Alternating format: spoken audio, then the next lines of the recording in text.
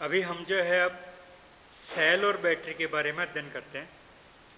Cell battery का basic इकाई है। सेलों से मिलकर बैटरी बनती है।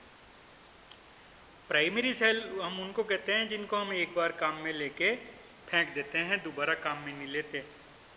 सेल की बनावट इस तरह से होती है कि उसमें जो है दो इलेक्ट्रोड होते हैं, एक पॉजिटिव और एक नेगेटिव, और बीच में घोल होता है जिसको हम इलेक्ट्रोलाइट कहते हैं।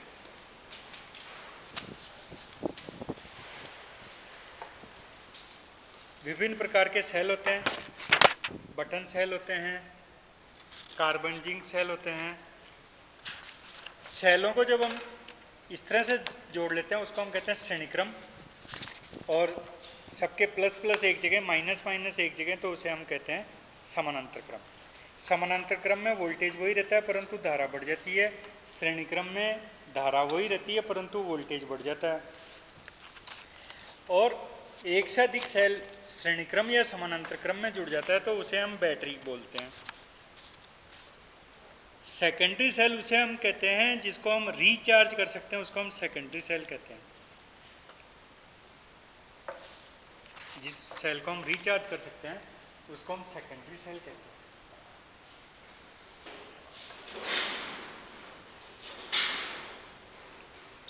तो हमने यहां पर जो है प्राइमरी सेल यहां रखे हुए हैं और सेकेंडरी सेल हमने यहां रखे हुए हैं। प्राइमरी सेल वो हैं जिनको हम रिचार्ज नहीं कर सकते। प्राइमरी सेल को हम रिचार्ज नहीं कर सकते। तो ये प्राइमरी सेल हैं। इसमें हम देखते हैं कि कार्बन जिंक सेल है, ये ट्रिपल ए साइज है इसकी। इस पर जो है यहाँ पर ट्रिपल ए लिखा हुआ रहता है, 3 बार ए लिखा हुआ है, ट्रिपल ए। फिर इससे जो बड़ा सेल होता है उस पर डबल ए लिखा हुआ रहता है। ये डबल ए साइज है जिसको पेंसिल सेल के नाम से जानते हैं हम। ये पेंसिल सेल है।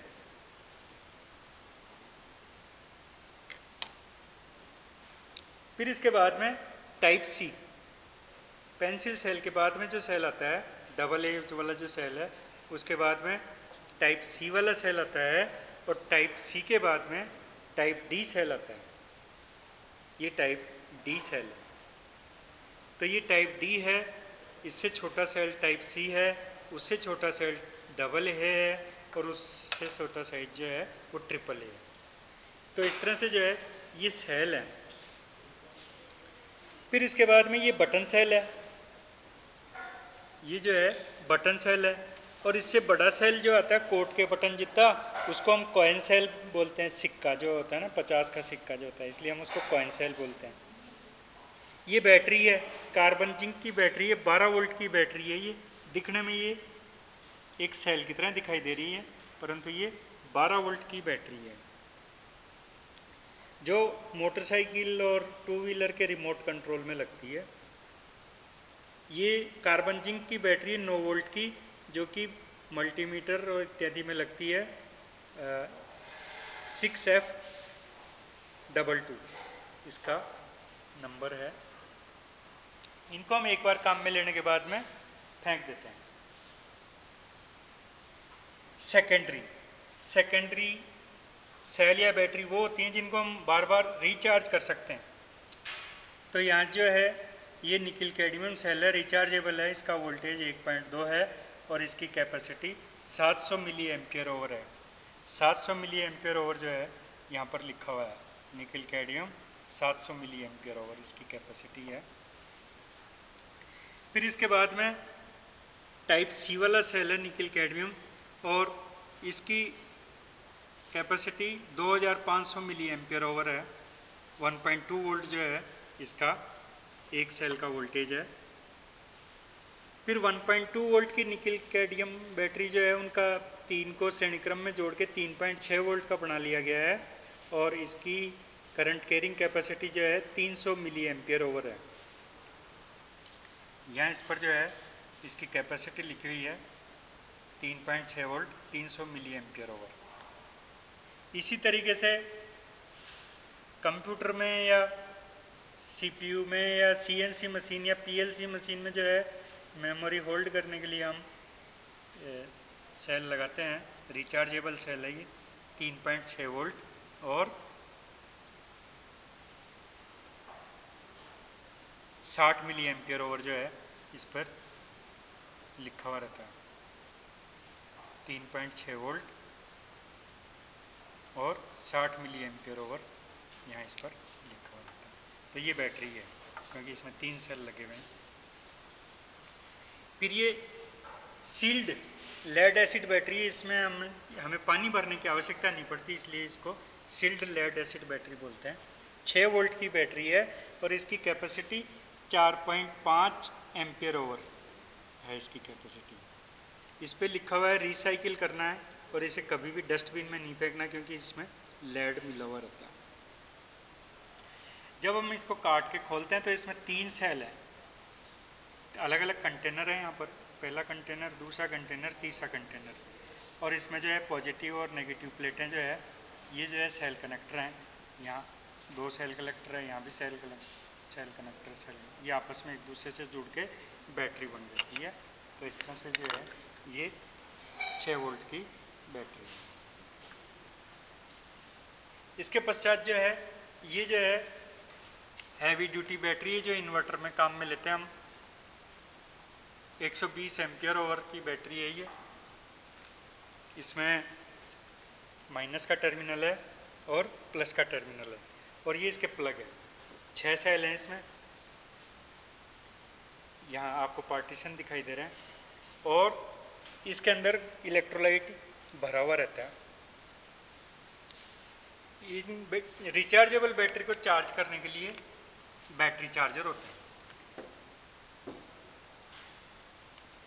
ये बैटरी चार्जर है जिसमें प्लस और माइनस का टर्मिनल होता है। हमेशा बैटरी को चार्ज करते समय एक ये निश्चित कर ले कि प्लस को प्लस से जोड़े, माइनस को माइनस से।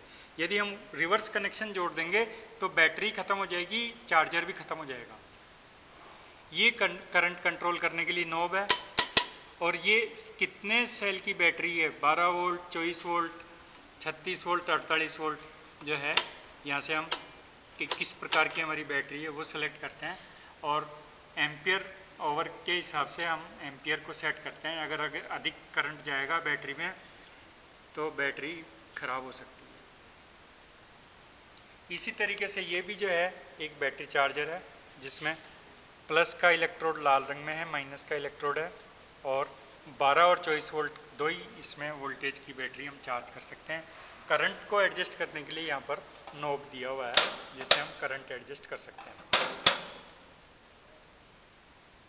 वोल्ट मीटर दिया हुआ है, एमसीबी लगी हुई है, और बैटरी का करंट के लिए एम्पियर मीटर यहाँ पर लगा हुआ है।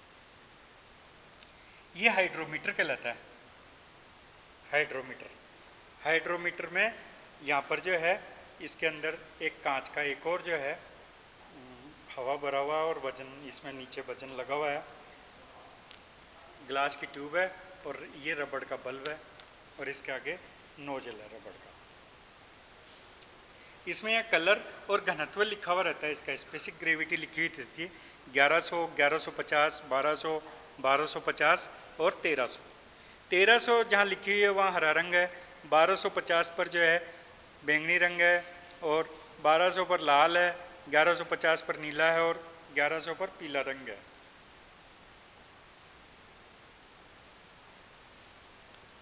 घनत्व ज्ञात करने के लिए, एसिड का घनत्व ज्ञात करने के लिए हम इसको दबा देते हैं, और दबाने के बाद में इसमें हम एसिड को भर लेते हैं। दोबारा देखिए, इसको हम दबा के और इसमें एसिड भर लेते हैं।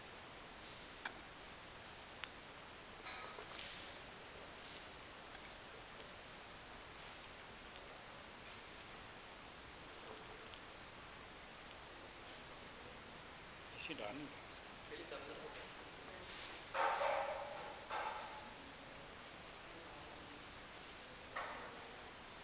लीक कर